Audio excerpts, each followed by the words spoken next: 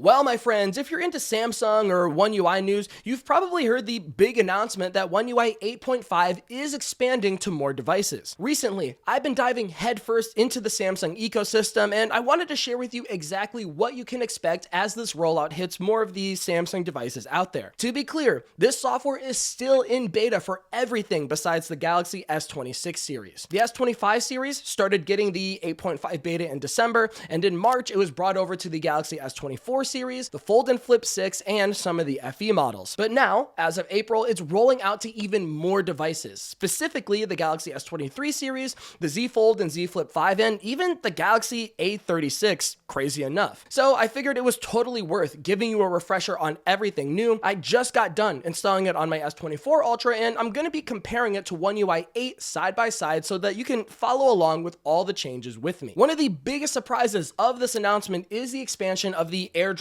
through Quick Share feature. Originally, it was a Galaxy S26 exclusive, and the latest beta enables it for the S25 and S24 series, along with some of the newer Fold and Flip generations too. It's a massive addition, don't get me wrong, although I have to be extremely honest about the current state of this beta.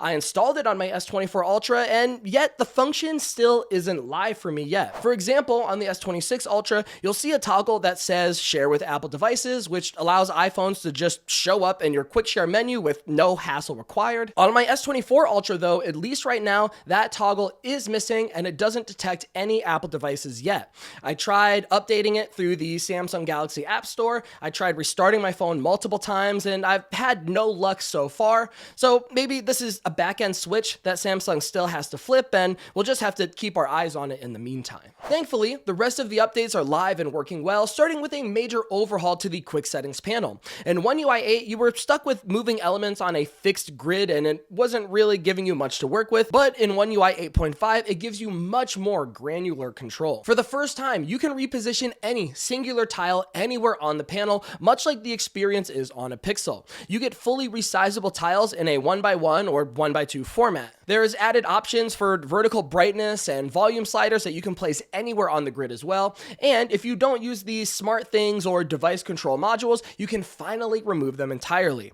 All of this comes together for a much more modern, cleaner look, and the animations during the customization process are incredibly smooth, might I add. In my opinion, this level of freedom is something that Samsung should have introduced a long time ago, but it's a great addition regardless. Samsung also applied a minor facelift to its first-party design language. It's more of a refinement than a total redesign, but there's a lot of subtle details that we can point out. On their first-party apps like the clock, Settings, Gallery, and Files app as an example, we now have floating toolbars with a very slight blur effect to match the background. Alongside that, we also got a handful of graphical tweaks too, like new weather preview showing in the clock app or glowing taps in the calculator app as you're putting in an equation.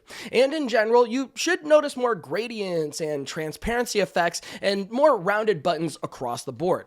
Nothing crazy, but it's nice refinements to the changes that were already established in One UI 8. Here's a small change that I haven't seen mentioned much, if at all. If you use any of these Samsung-made graphical wallpapers, you're gonna notice that they're animated now.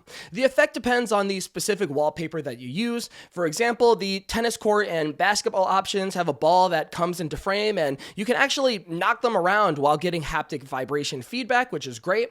The pool wallpaper has a little floating ball that you can move across the screen, and in other wallpapers like this weird flowery thing, unlocking the phone triggers a subtle movement animation.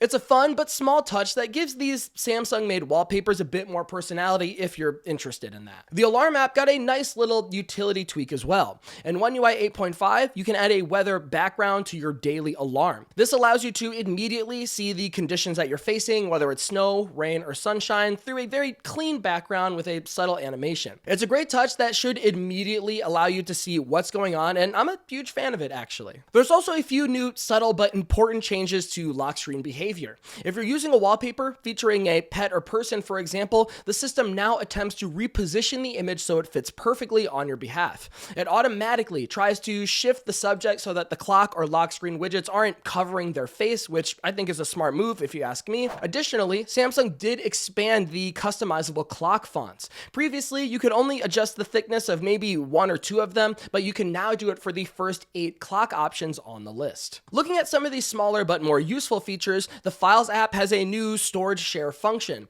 This allows you to access files from nearby Samsung devices over the same Wi-Fi network. You just select the storage share option in the file manager, accept the prompt on your other device, and then you can just dig into those files and pull whatever you need. And the best part is, and what I'm most impressed about, is that this even works with other Samsung devices that aren't even running on One UI 8.5 yet. We're also seeing support for using your voice in audio broadcasts, and we do have a new partial screen recording option. So instead of recording your entire user interface, you can crop it down and choose to film a specific segment of your screen. Lastly, when it comes to user interface changes, you should notice a redesigned battery screen. All of the usage graphs have been moved to the very top, while the toggles for options have been shifted downward for better reachability, which makes it much easier to see your remaining time and usage trends at a quick glance. And throwing this in here at the end, there was one particular change to Galaxy AI that I wanted to mention that I do think is genuinely useful. When using image generation, you can now make as many tweaks as you want and see a history of those changes without overwriting the previous version.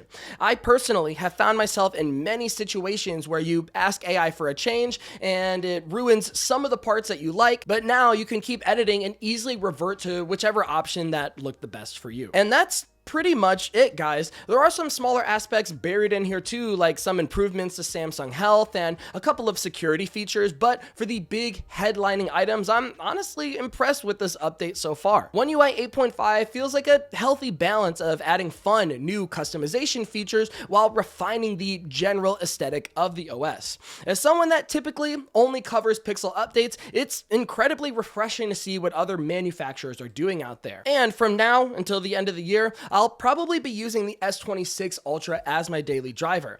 That said, I probably needed this deep dive much more than you guys did, but hey, let me know what you think of these changes. How do you think One UI 8.5 is holding up compared to One UI 8? Do you think Samsung's doing a good job so far?